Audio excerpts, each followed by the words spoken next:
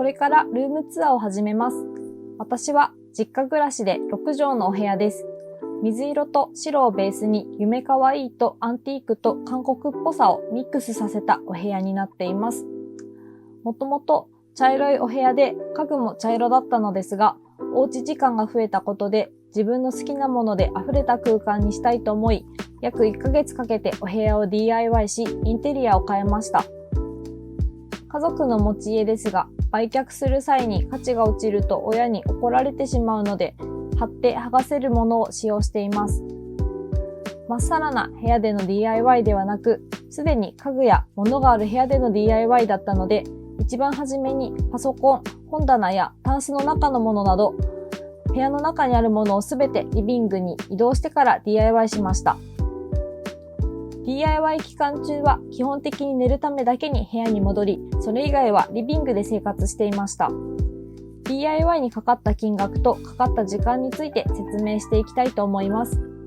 まずは空間の DIY についてです。壁紙はもともと白でしたが、上から Amazon で購入した水色の貼って剥がせる壁紙シールをニトリの100円のスキージーを使って貼りました。13,000円ほどかかりました。大変だったのは壁についているクローゼットの部分です。一度蝶つがいを取り、扉を外して貼る必要があったためです。家具をずらしながら少しずつ貼ったため、1週間ほどかけました。茶色かった幅木には MT 傘というリメイクにも使えるマスキングテープを使い白くしました。Amazon で10メートルの2本分、計1400円ほど購入しました。壁紙と同時進行で1週間ほどかけました。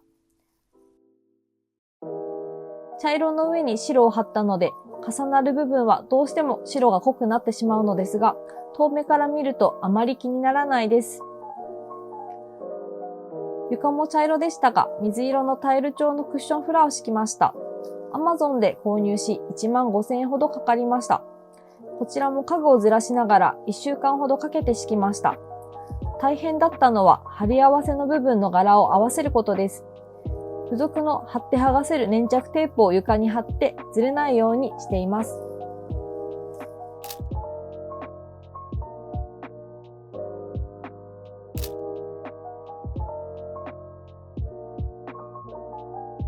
DIY をした部屋で数ヶ月過ごして重要だと感じたことは、壁紙やマスキングテープなどは余裕を持って購入し、余ったものを手元に保管しておくことです。少し修繕したいと思った際に新しいものを購入すると、ロット違いで微妙に色が違ったり、欠品していることがあるためです。あと、単純にビフォーアフターがわかりやすいので、前の部屋の全体写真は撮っておいた方がいいです。私は撮り忘れていて、2017年まで遡りました。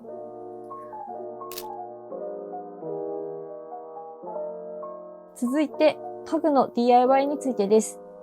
空間の DIY が終わった後に着手しました。茶色いタンス、本棚、ベッドを丸2日かけて水性ペンキで3、4度塗りしました。ペンキを塗るコツは一方向に乾く前に素早く塗り、一度塗ったところは完全に乾くまでハケで撫でないようにすることです。一度で綺麗に塗ろうとせず、薄く重ねて3度目で綺麗になれば OK です。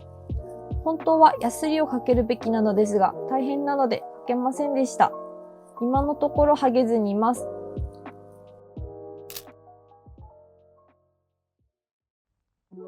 タンスの取っ手はアンティークゴールドでしたが、1個200円ほどの水色のものに変えました。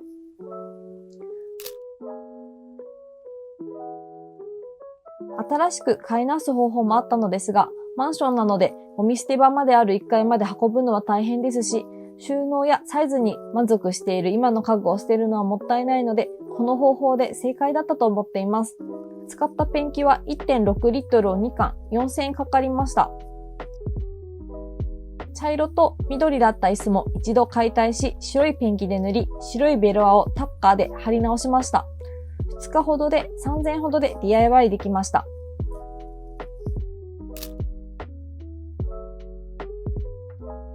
働きながら家具をずらしながら基本的に週末を利用して DIY したので、ここまでで2、3週間ほどかかりました。空間の DIY は総額3万円。家具の DIY は総額1万円ほどかかりました。DIY の説明は以上です。では、インテリアの紹介に移りたいと思います。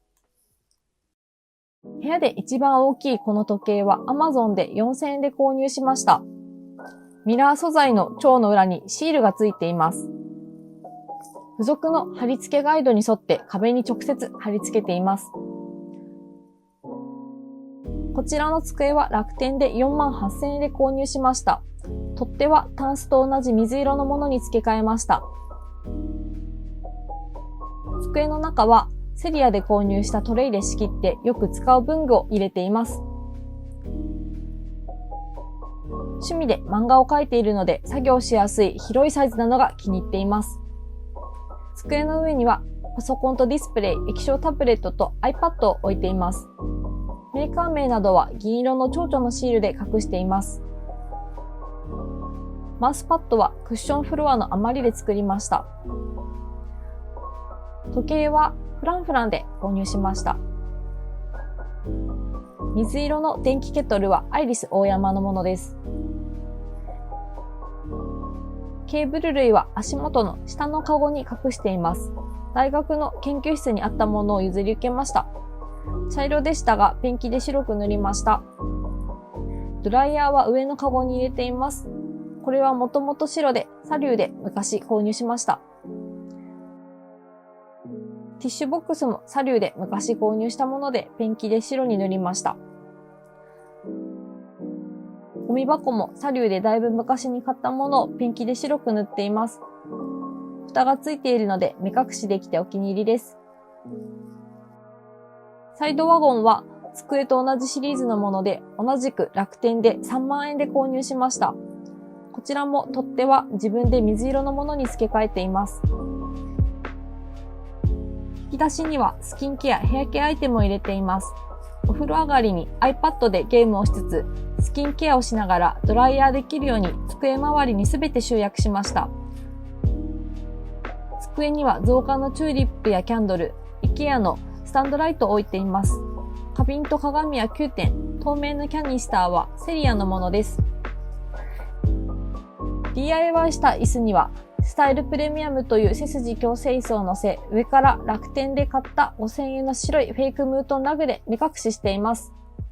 スタイルプレミアムは2万5000円とお高いですが、机に長時間向かって作業する方やぎっくり腰になりやすい方におすすめです。4年ほど愛用しています。この椅子は新しく使う予定で購入したのですが、スタイルプレミアムを乗せたら座面が高すぎたので、インテリアとして使っています。楽天で1万2000円で購入しました。リュックやぬいぐるみを入れたカゴを置いています。ぬいぐるみはレースで目隠ししています。このカゴも茶色だったのをペンキで白く塗りました。カーテンは2枚で2万円ほどで GM カートで購入しました。朝方になると星の隙間から朝日が漏れてきてとても可愛いです。上には Amazon で購入したフェアリーライトをつけています。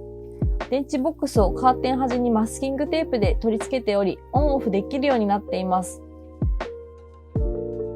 DIY したベッドには GM カートで6000円で購入した真っ白なベッドカバーをかけています。水色のフェイクムートンラグは楽天で6000円で購入しました。ベッド下は手前半分が引き出し、奥半分がマットレスをずらすと空洞になっていて、引き出しにはぬいぐるみ、奥の空洞には保管用のクッションフロアや圧縮した来客用の布団などあまり使わないものをしまっています。ポスターはウィッシュで購入しました。大きいものは1200円、小さいものは100円です。石膏ボードフックで壁に固定しています。この方法なら壁に穴が開いた穴も穴埋めパテを使えばごまかせます。壁にかけているものはすべてこの方法です。ハートのミラーは Amazon で購入しました。鏡越しに自撮りすると映えます。シャンデリアは1万円ほどで IKEA で購入したものです。絵を描くのでなるべく白っぽい照明にしたかったため、中白色の LED ライトを取り付けています。クローゼットの中はワンピースやアウターを収納しています。GM カートで1200円で購入したバッグハンガーにバッグや帽子を収納しています。縦いっぱいまで収納できるので便利です。上にはあまり使わない雑貨を普段使わないバッグの中に収納しています。クッションはすべて GM カートで購入したもので、どれも2000円ほどです。本棚は窓と同じカーテンで目隠ししています。カーテンリングを通した突っ張り棒を L 字アングルで固定しています。カーテン以外の費用は4000円ほどかかりました。中は本以外にも化粧品や雑貨もまとめて収納しています。セリアの A4 サイズクリアケースは本棚の高さいっぱいまで使って小物を収納できるのでおすすめです。収納ボックスは GM カートで購入しました。小さいものは1700円、大きいものは2400円です。小さい方にはぬいぐるみを、大きい方には化粧ポーチとアクセサリーボックス、おやつを入れて目隠ししています。鏡はアンティークショップで購入しました。部屋のスイッチとコンセント、スマホスタンドを裏に隠しています。蝶々のランプは IKEA で2000円で購入しました。鏡に映り込ませて写真を撮ると映えるアイテムです。ドアは窓と本棚と同じカーテンで目隠ししています。このサイズは6000円でした。本当は茶色です。カインズで購入したカーテンレールをネジで取り付けました。費用は2000円ほどです。最初、ドアに白いシールを貼って DIY したのですが、家の他のドアと同じもので揃えているため、私の部屋のドアが糊で経年劣化したら全部変えなければいけなくなると親に怒られ、泣く泣く剥がしてこの方法に変えました。シールはダメだけど、この方法なら OK だそうです。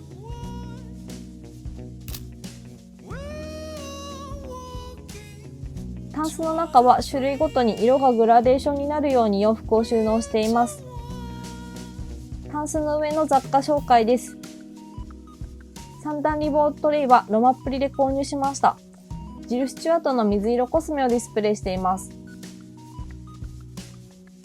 食器はフランフラン。キャンドルはウィゴーやメルカリで作家さんから購入したものです。ビーズパックと彫刻の花瓶は9点で購入しました。鏡と花瓶はサイドワゴンに置いているものと色違いになっています。以上でルームツアーを終わります。最後まで見ていただきありがとうございました。日々進化中のお部屋なので、最新の状態はインスタグラム、ミオルームを覗いてみてください。よかったらチャンネル登録お願いします。